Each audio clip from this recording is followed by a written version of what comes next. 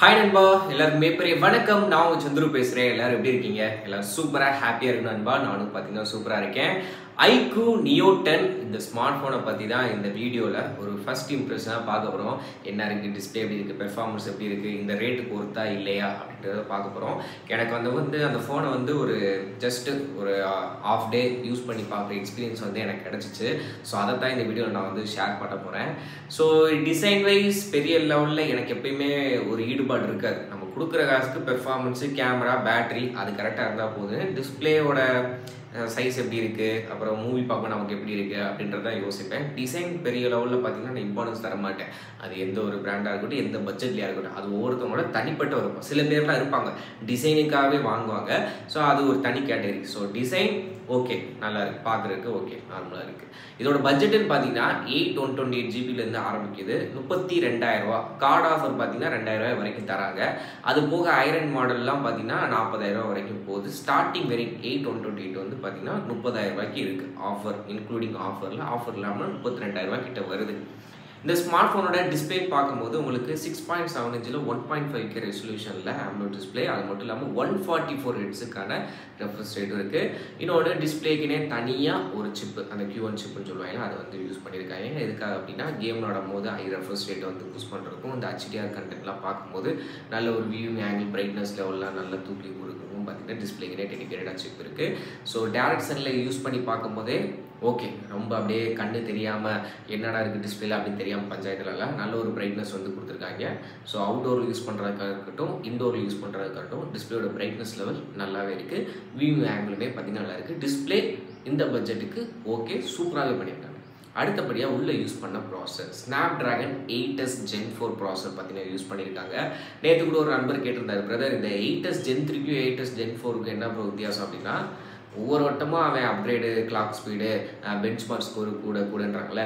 இந்த 8s Gen 4 என்னன்னா இப்போ உள்ள ட்ரெண்டுக்குள்ள 8 Elite அதுக்கு கம்மி தான், அதோட கூடலாம் இருக்காது, அதோட கம்மி தான். பட் நல்ல ஒரு பெர்ஃபார்மன்ஸ் தரும். இதுக்கும் 8 Gen Eliteக்கு என்னடா வித்தியாசம் அப்படின்னு கேட்டிங்கன்னா, பெஞ்ச்மார்க் ஸ்கோரில் மாறும், கிளாக் ஸ்பீடில் மாறும், சிங்கிள் கோரு, GPU, CPU அப்படின்னு மாறும். ஆனால் இதுவும் ஒரு பக்கா ஃப்ளாக்ஷிப் லெவல் ப்ராசஸர். அதில் எந்த சந்தேகமும் உங்களுக்கு வேணாம். நீங்கள் எந்த கேம் விளாட நினச்சாலும் உங்களுக்கு ஃபுல் கிராஃபிக் செட்டிங்ஸில் பக்காவாக வேலை செய்யும். அதனால் பெர்ஃபார்மன்ஸில் தாறுமாறாக இருக்கும். LPDDR5X RAM பார்த்தீங்கன்னா உள்ளே இருக்குது. UFS 4.1 ஸ்டோரேஜ் ஆப்ஷன் பார்த்தீங்கன்னா கொடுத்துருக்காங்க. ஸோ பெர்ஃபார்மன்ஸை பொறுத்த வரைக்கும் நீங்கள் கவலையே பட வேணாம். அடுத்தபடியாக கேமரான்னு பார்க்கும்போது பிரைமரி 50 மெகாபிக்சல் வித் சோனியோட சென்சார் தான் OIS-ஓட இருக்குது. Ultra வைடுக்கு 8 megapixel. செல்ஃபிக்கு பார்த்தீங்கன்னா 32 மெகாபிக்சல் செல்ஃபி கேமரா. நான் யூஸ் பண்ணி பார்த்த வரைக்கும் ஃபர்ஸ்ட் இம்ப்ரெஷன் ஓகே.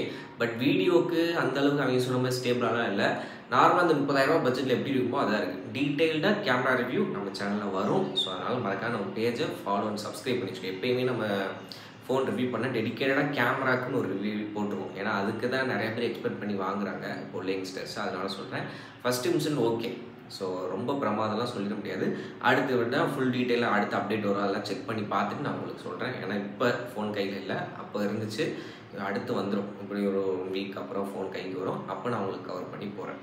இந்த ஃபோனோட இன்னொரு மெயினான ப்ளஸ் என்னென்னா பார்த்தீங்கன்னா 7000 mAh பேட்டரி பார்த்தீங்கன்னா உள்ளே கொடுத்துருக்காங்க. 120 வாட்ஸ் வரைக்கும் ஃபாஸ்ட் சார்ஜிங் பார்த்தீங்கன்னா சப்போர்ட் பண்ணுது. அந்த சார்ஜரும் பார்த்தீங்கன்னா பாக்ஸ்லேயே இன்க்ளூட் ஆகுது.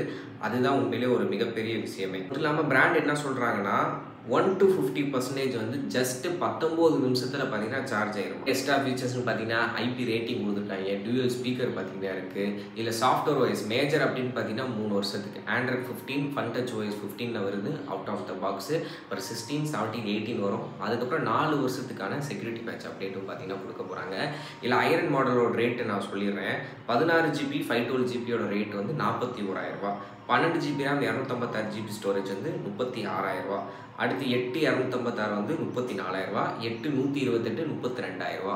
ஸோ 32,000 இந்த 34,000 இந்த இதே போங்க. ஹையஸ்ட்டாக 16 GB RAM அப்படிலாம் போனீங்கன்னா அது வேலைக்காகாது. அதே சேம் பெர்ஃபார்மன்ஸ் தான் தரும். எனக்கு தெரிஞ்சு 8 128 ஏன்னா அப்படி இல்லை எனக்கு ஸ்டோரேஜ் ரொம்ப முக்கியம் அப்படின்னா 8 256 போங்க. அதை தாண்டி போனீங்கன்னா ரொம்ப 36 அந்த ரேஞ்ச் போயிடுது. அதுக்கு இது செட் ஆகாது.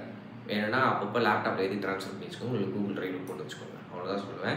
ஸோ டெடிக்கேட்டடாக கேமரா ரிவ்யூ நம்ம சேனலில் வந்துகிட்டே இருக்குது. மற்றபடி ஓவராலாக பார்க்கும்போது இந்த iQOO Neo 10 எதுக்கு உண்மையிலேயே அடித்து சொல்லலாம். ப்ளஸ் அப்படின்னு பார்த்தீங்கன்னா பெர்ஃபார்மன்ஸ். ஸோ தாறுமாறாக இருக்கும். நீங்கள் எந்த கேம் விளாட நினச்சாலும் பக்காவாக விளாடலாம். அப்புறம் battery 7000 mAh battery, 120 watts charger. அவசரத்துக்கு எங்கேனாலும் போனால் கூட ஒரு 5 நிமிஷம் சொல்லுனாலும் ஃபோன் 30% வந்துடும். ஸோ அந்த அளவுக்கு பார்த்தீங்கன்னா சூப்பரான பேட்டரி பேக்கப்புக்கு 7000 mAh ஃபாஸ்ட் சார்ஜிங் 120 வாட்ஸும் கொடுத்துருக்காங்க. டிஸ்பிளே கிளாரிட்டி ஓடிடியில் நீங்கள் படம் பார்க்கும் போதாக இருக்கட்டும், நல்ல ஒரு வியூவிங் ஆங்கிள் பார்த்தீங்கன்னா உங்களுக்கு கிடைக்கும். கேமிங் விளாடும்போது நல்ல ஒரு ரெஃப்ரெஷ் ரேட் பார்த்தீங்கன்னா கிடைக்கும். டிஸ்பிளேக்குனே டெடிக்கேட்டாக ஒரு சிப் கொடுத்துருக்காங்க. ஸோ இதில் எதெல்லாம் சந்தேகத்துக்குரியதுன்னு பார்த்தீங்கன்னா கேமரா டிபார்ட்மெண்ட்டு. ஸோ ரொம்ப எக்ஸ்பெக்ட் பண்ணிடாதீங்க. அவங்க ஆகாவோகம் தான் லான்ச்சில் சொல்லுவாங்க. ரொம்ப எக்ஸ்பெக்ட் பண்ண முடியாதீங்க. பெர்ஃபார்மன்ஸ், டிஸ்பிளே, பேட்டரி இந்த 3லையும் iQOO Neo 10 ஸ்ட்ராங்காக இருக்குது. மற்றதெல்லாம் ஃபுல் ரிவ்யூ வீடியோ பார்த்துட்டு என்னன்றதை முடிவு பண்ணி வாங்கிக்கோங்க. ஓகேவா? மேற்கொண்டு தான் சந்தேகம் இருந்தால் கமெண்ட் சொல்லுங்கள். மறக்காம பேஜை ஃபாலோ பண்ணி வச்சுக்கோங்க. தேங்க்யூ. Bye by.